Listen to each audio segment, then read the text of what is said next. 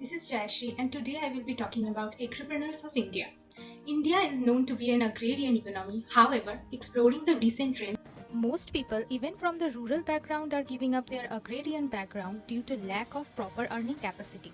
Some youngsters have taken the challenge to prove this wrong and have ended up quitting their well-paid jobs only to earn better through farming, with most of them opting for organic farming. Take the case of Saniha Harish, who is a 25 years old commercial farmer from Mysore. Her journey was not easy, and this is what she had to say. I was visiting my grandfather, a farmer, and I asked him how he practiced farming. He then told me that my generation was not resilient enough to practice farming. But once he said that, I took it up as a challenge. After accepting the challenge, Saniha got 2 pots and planted them with chilies and tomatoes. She would collect her kitchen waste, grind it in a mixture, and use a diluted portion as a manure of her plants. This was the beginning to a new journey in her life into organic farming.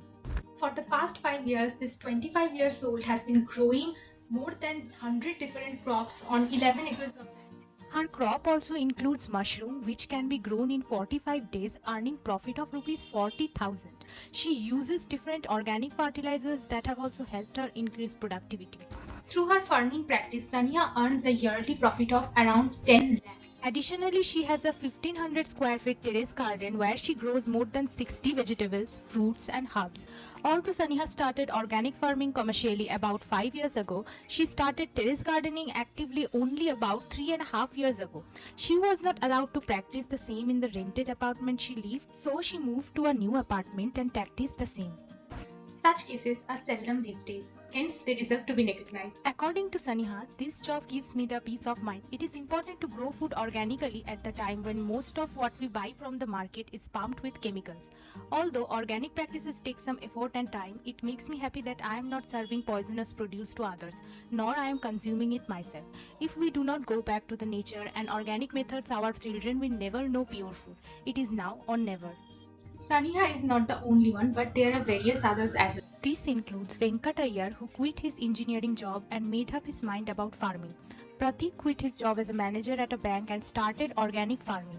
Vivek Shah was a tech employee in Silicon Valley, among various others. We could also analyze the case of Tibin Parakal, who quit his job at an information technology and networking industry in Delhi to be a farmer in Kerala.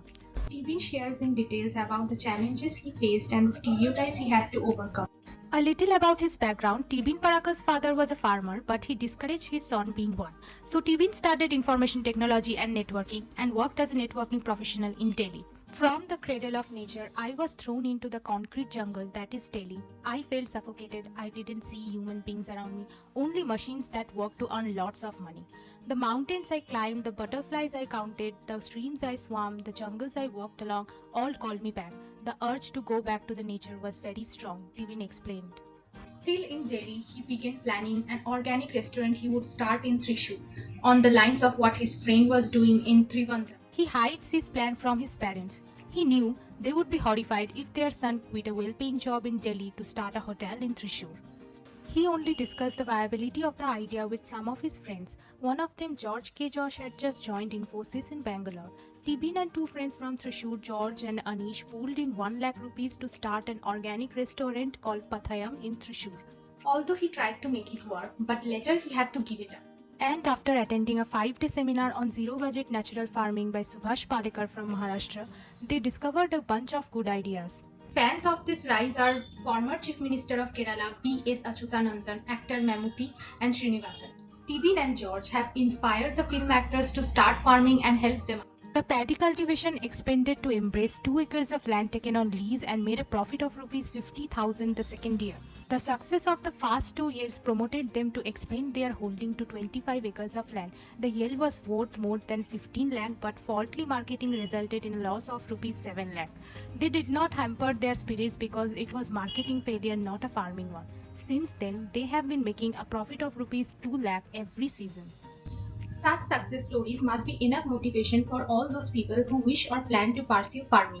As an educated person, we need to do away with the stereotypes associated with farming being an occupation of low category and associate each occupation as equal.